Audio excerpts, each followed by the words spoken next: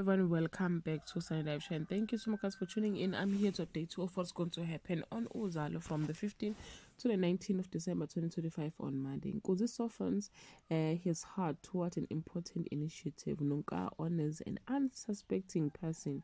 An intervention is held for Njeza on Tuesday.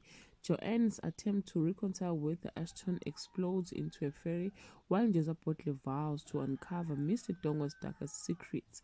Perfeni and his crew grows restless over Nkonzi's delays, and Nonka's initiative gains traction as surprising potential partners come forward, practically throwing themselves into the mix on Wednesday.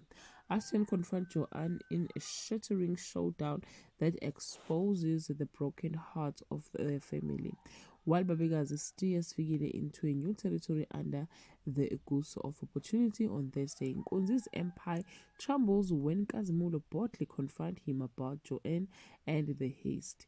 Meanwhile, Fikile finds herself lured deeper into Babekazi's tender scams, and Nomarasha refuses to let Princess Dark Mood poison her home on Friday. Nkonzi tells Nkazimulo to keep his mouth shut about the robbery. Fikile proves her worth to Babekazi while Prince does all he can to make Nomarasha happy.